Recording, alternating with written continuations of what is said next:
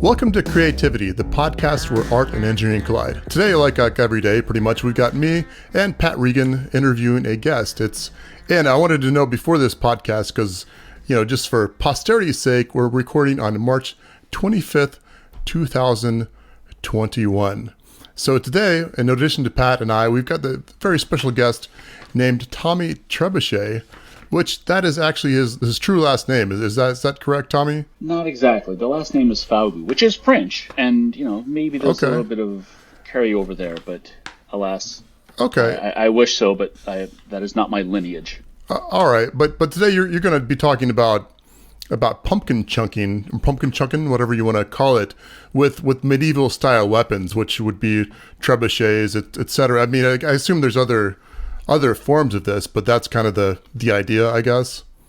Absolutely. There's a few different ways of tossing pumpkins. Trebuchets are one of them.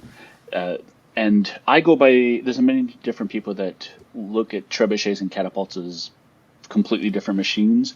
I go by the Wikipedia route, which is that trebuchet is a type of catapult, and onager is a type of catapult, and that they're different types of ballistic tossing devices.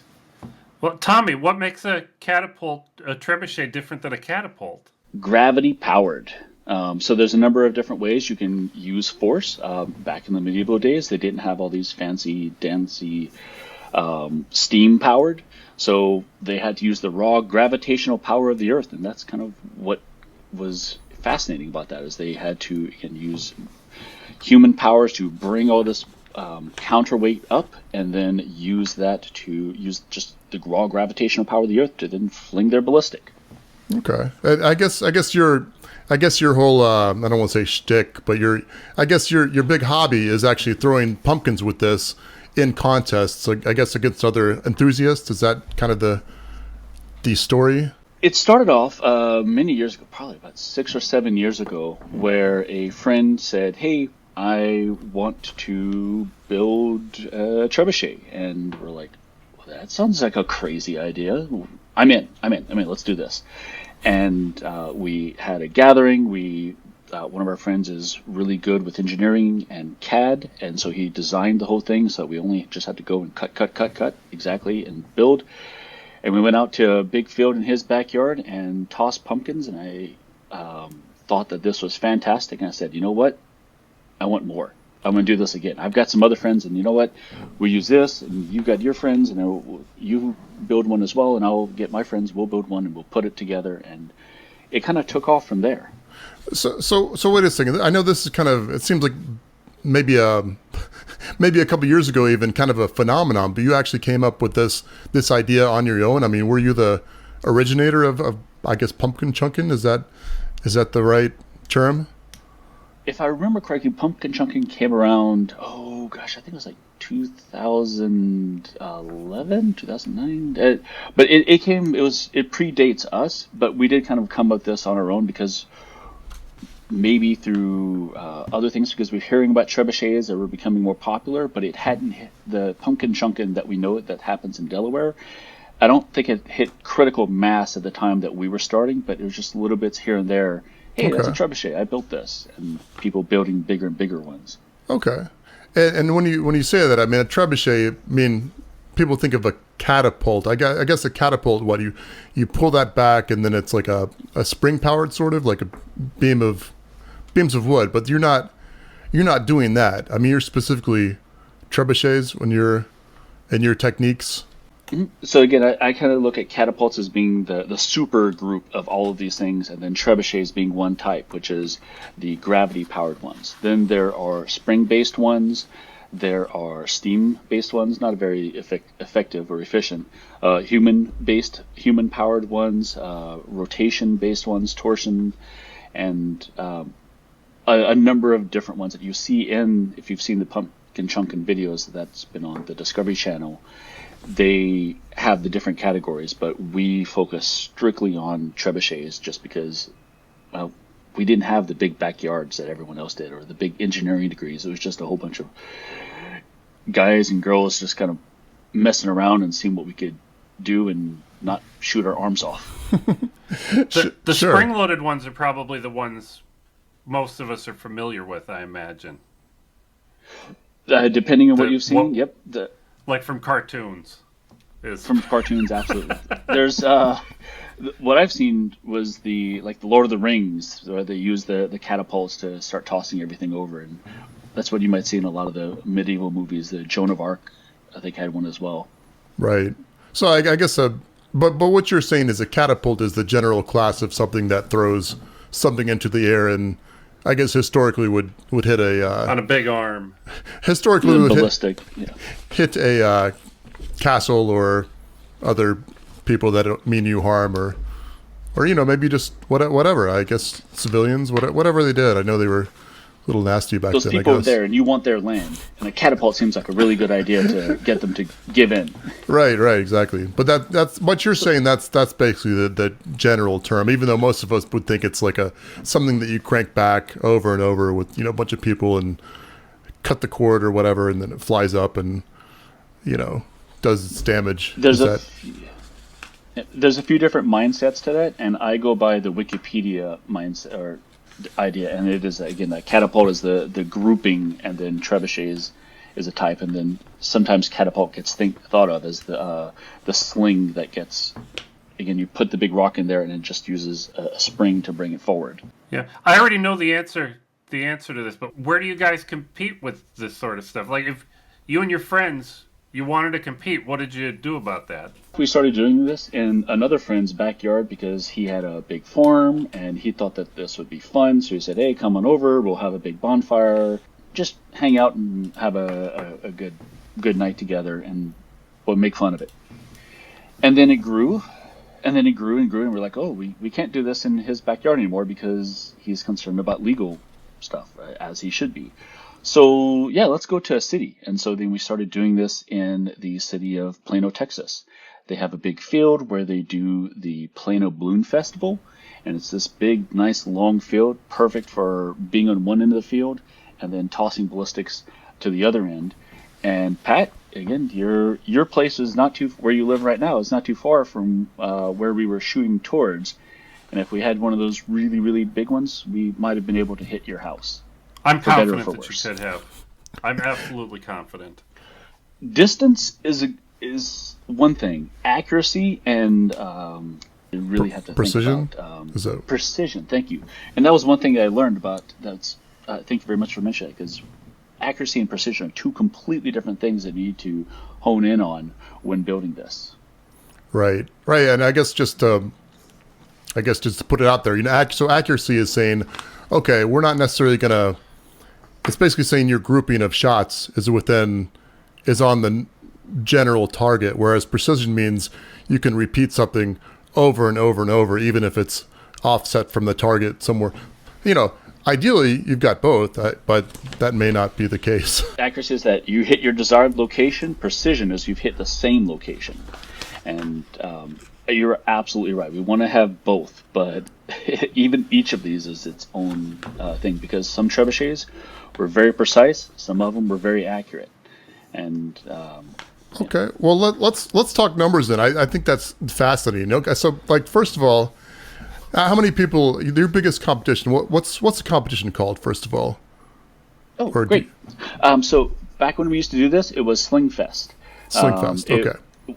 Yes, and we haven't done this in a few years just because, oh my gosh, it's a lot of work. It was Sure. a lot of work, and I think it took off about a month or two of my life expectancy every year that I would do it, just because I was so nervous, because I felt like for the hair club for men, I wasn't just a competitor, I was also the manager of it, and trying to organize so much of it.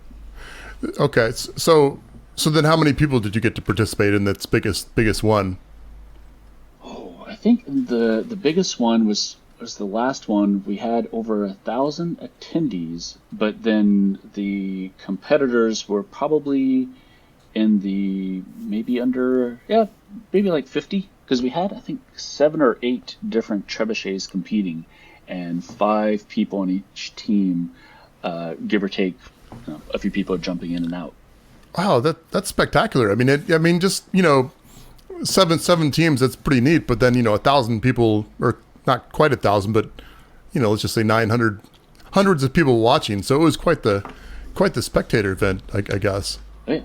We actually did have over 1,000 people in attendance, not counting the other people, or not counting the participants, the spectators, and we were absolutely delighted because this was far met our expectations. But then it also got so big that we had to start bringing in the police because, they want to know about these things. Yeah. Well, how, I guess everybody was probably, did you like charge admission or was it just kind of free? People just came and like watched or? We did charge admission because we were trying to cover the cost of insurance, which is a huge thing. Funny enough about the insurance, wow, that was its own ordeal each and every year, is trying to find a place that would cover us, because I talked to as many insurance companies as I could and kept getting rejection after rejection. Ended up getting in touch with one of the companies that was the insurance company for one of the pumpkin chunkins, and they turned us down because of everything that happened with the pumpkin chunkin, because don't know if you know their history. They were going well, they had an incident, and then they were out for a year, came back, or did another year or two, and then had another incident. And so it's a very... I didn't know that. Yeah. There are some unfortunate things that happened, and it wasn't of any one person's fault. Just, hey, look, there was a fault, and then someone got injured. And so that liability is a huge deal. And funny enough, when talking to the insurance company, I was like, well, can you tell me what happened? Like, well, as they understand it, it wasn't even trebuchet related. What happened was they were on the golf cart, and someone to go to where the distance to where the pumpkin landed, and someone fell off the golf cart and broke their neck. Ooh. So not even anything having to do with the trebuchet itself, but all the other auxiliary stuff is what you also have to consider in the logistics and safety of this. That is, I don't know. It's a real shame. Yeah. Thankfully, we never had any incidents. I think the worst we ever had was a rope burn, but we did have a number of really close calls. In fact, I think, Pat, it might have been you or one of your friends that had a drone footage. And we had, the last year, there was a catastrophic failure of one of the trebuchets. You remember this? I remember this, yeah. You can see it from the drone footage from up above and behind. And we have what's called the cone of danger. The cone of danger is just kind of like this 45-degree angle in front and 45-degree angle behind. And we say, no one in the cone of danger. Well, sometimes people are like, no, I want to get this shot of our trebuchet. And so, managing so much that they were in the cone of danger. Well, their trebuchet had a catastrophic failure, and that the arm shattered, and you can see the arm going backwards. And from the drone footage, it's just scary in that one piece of the arm went like about a foot or three to one side of his ankle, and then it shattered again, and another piece of the arm went to about another foot or three on the left side of his ankle, on his left ankle. So truly, like, it just went right in between him. Where he was right in the middle of where all this happened. And that arm is a big piece of lumber. It's not like just a stick. It's not a human arm. No, I've actually gotten in trouble with that distinction, yes. As I said, an arm flew off, is what I say on the news at one point when they were interviewing me. Oh, wow. And it's like, everyone came back and said, Tommy, you're not supposed to say that. I'm like, that's why. Yeah, okay. Yeah. Their arm didn't fly off and they became the Winter Soldier or something. Call him Bucky from now on. Yeah. But like this arm of the it's more like a 4x4 piece of like a 12-foot long, huge piece of timber that got snapped. Exactly. So this was a 2x6, and it was like 8 feet long, and it had different sprockets come out of it because it was a very different design.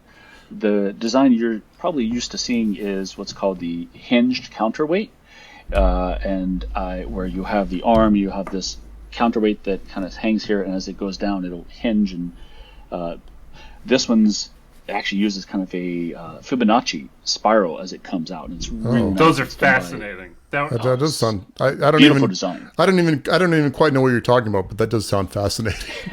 Yeah.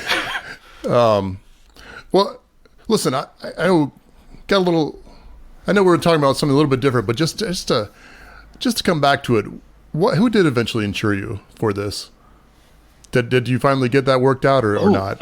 I did. I did get that worked out. We could not. Not Jones have gone Barbecue forward. and Foot Massage and Insurance Company, right? It was something .com. legitimate. No, not at all. That would have been great if we could have, but we needed a legitimate company, and I forget the name of the company.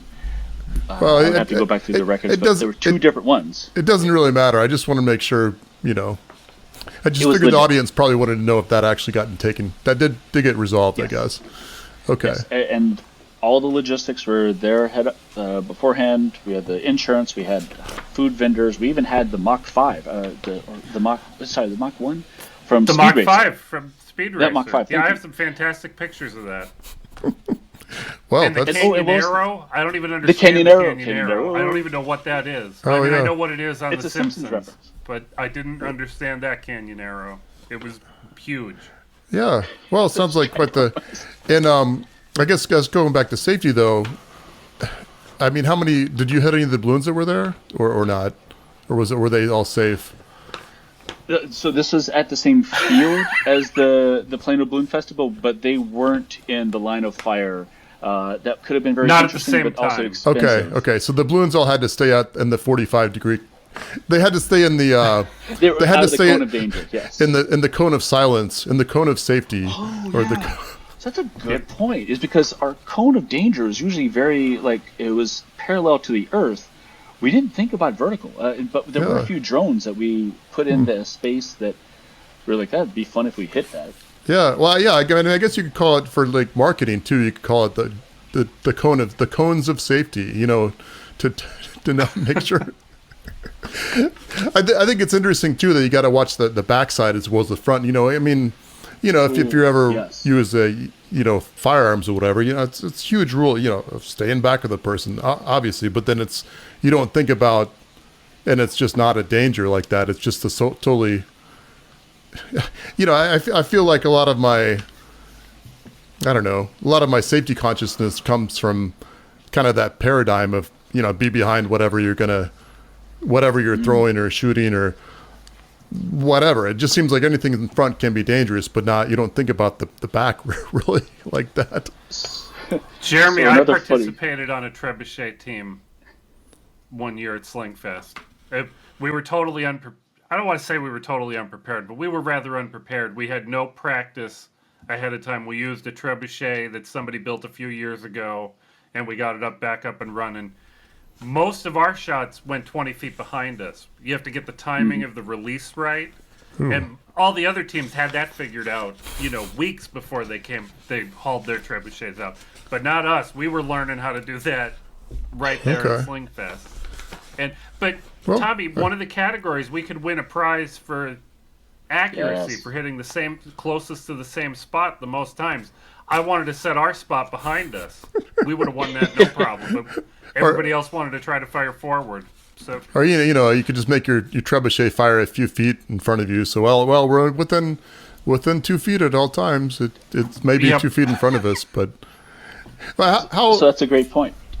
If I may, one thing that distinguished us from the Greater Pumpkin Chunk in Delaware is that theirs was all about distance. That was the only thing. You got one shot per day, 3 days, go for distance each time. We had 3 different categories. We had accuracy was one category where Pat was talking about, hey, put it behind you. Great. You landed 20 feet behind you each time. Congratulations. We did have a shot for distance, a category for distance. And so basically how far can you go? And then we also had the funky fling, which was, oh gosh, if we have some time, I might want to tell that story with the squid. You could tell us about the squid now. Yeah, that's true. I'm sure it'll fit. Awesome. All right, so then I'll tell you about that.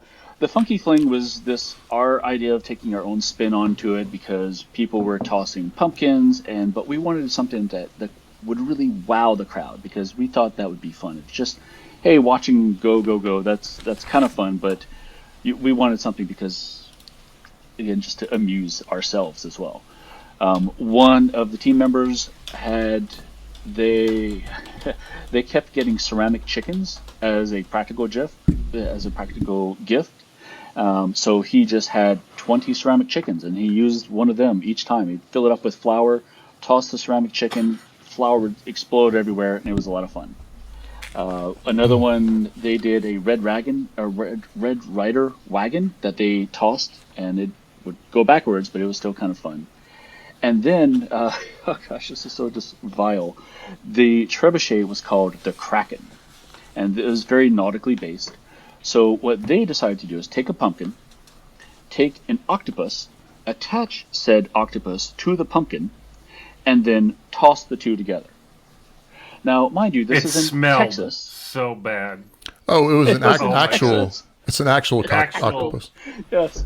It was frozen originally. I mean, it was not. It was originally frozen, but this is Texas But it was thawed by around then. October time, and it can get sometimes hot. And so this thing was baking in the Texas sun in October for a few hours because the funky flingers are there for people to see, and then we'll toss them. And by the time it came time for them to show it, they took out the pumpkin and the octopus and were showcasing it around, and like the wafts of this. Oh gosh, it was horrible. It was like people were. It was vile. The thing is, if you think about a pumpkin and if you think about an octopus, the two of them don't really have much traction together. So what do you do to make sure that the two of them come out together? And he had the brilliant idea of taking the octopus, and for each tentacle, he drilled into the tentacle into the pumpkin. Oh, I remember the drywall. Jeremy, I can screws see they your used face right now. What's that? I remember the drywall screws that Richard used to attach that. It was fantastic. So he drilled him into there, and so now this is one fused piece of organic material, and then shot it.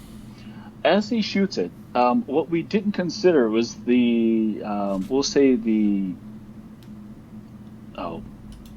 ability for the octopus to stay together once it had Structural integrity. Thank you. The structural integrity of an octopus arm is not very strong.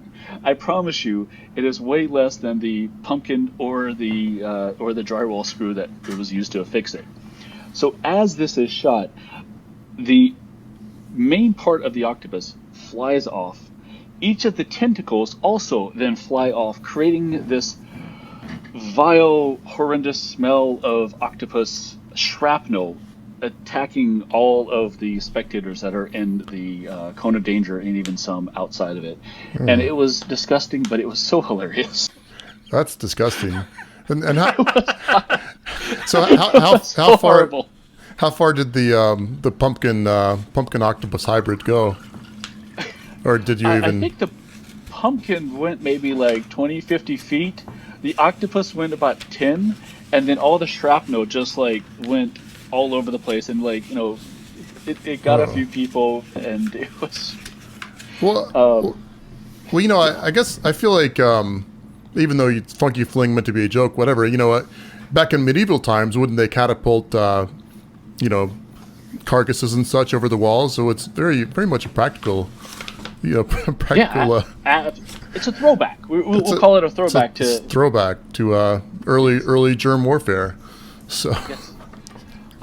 And so, yeah, back in those days, they would actually take diseased carcasses and toss that over, because disease was, you know, it was a big biological warfare back then, just as much as it was psychological. And tearing down the walls was one thing, but having spreading the pestilence was a huge thing to bring in. Oh, can you imagine though, if you were somebody, you know, like some villager that lived in, say, just Central Europe somewhere, you know, you've never seen an octopus before, you don't know what this is, and this guy just flings a nasty, stinking octopus over your castle wall. You know, I might surrender at that point. You know, it looks like an alien. It's like one of those Cthulhu wacky wall walkers. Do you remember those? Yeah.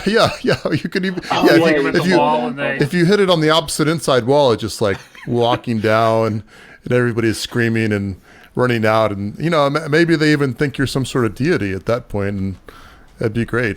And you could just get their gold and food or whatever your goal is in this conquest. I've always been curious, like how mythology is started. And I think that could be how Cthulhu started. It's just like this octopus coming out from the sky, attacking random villagers, and like, oh, it's the great god in the sky with its tentacly appendages, and oh man, and I if you should could worship get like it so that it doesn't attack me. if you could get like a giant squid too, I mean that's over then. I mean, Yes. throw one of those over the Oh wall. my gosh, cephalopods everywhere. It's coming out. That's some nasty stuff. So how far? I guess getting back to the actual. So was it a competition? You said it's a competition with 3 categories. You had the funky fling, Yes. which I assume the octopus won. Is that correct? Or They did not, because the funky fling is actually voted on by the rowdiness of the spectators. So the spectators are the ones that are going to be clearing and clapping for who wins. And all of that smell, it really didn't appeal to the audience, we'll say. Okay. But as always, the ceramic chickens seem to win each time because they fill it with flour, it smashes, big puff of smoke. People really seem to like that. Okay. Well, it's most eventful, I guess. It really does. It pandered to the crowd. That was okay. And again, that's what we wanted, something that the crowd could get really excited over. Okay. And then what distance? What kind of distance was the winner on that? Oh, so for the last one, it was impressive. This is actually the longest. So we had one shot that I think went 600 feet, and that was just actually a baseball. But then the Dallas Makerspace came in, and they built they called theirs Pegasus, and they really engineered the heck out of this thing. And That was not a woodworking project. No. But the one part of that was wood was their arm. And I remember that because they did one shot, their second shot had 80% of their weight. And I forget how many hundreds of pounds they were using. And they tossed a pumpkin. I think it got to 800, maybe 900 feet. And this was concerning because in that long field, it's only 1,000 feet. So... And it's actually at the end of the field, at the end of the 1,000 feet is... And it's not like it's a rectangle. It gets narrower, the road cuts in. It's not the farther out you get, the less width you have over there. So, well, that's pretty cool. They went 80% of their weight and got about 800, 900 feet. And then for their very last shot, they were going 100%, putting all the weight that their little engine could muster. And they shot... and their arm broke. Ooh. And I'll have to admit I was actually relieved because that could have gone to, or maybe even past the road, and past the road is a church. And I really didn't want that on my conscience. Oh, yeah, sure. Nobody steps on a church in my town. Yeah. Well, is there like a weight limit or something, or was there different classes of catapults, or was it all just free for all? It was mostly free for all. We did have, I think, the amateur versus pro category near the end because we had so many of them, and some of them were just tossing baseballs, some of them were tossing actual pumpkins. So we wanted to distinguish. Oh yeah, it was weight class based off of the ballistic itself. And I think we had 4 pounds and up and like 4 pounds and under. Okay. And that's pretty neat. And then accuracy, what was the prize for accuracy? How close was somebody able to get with that?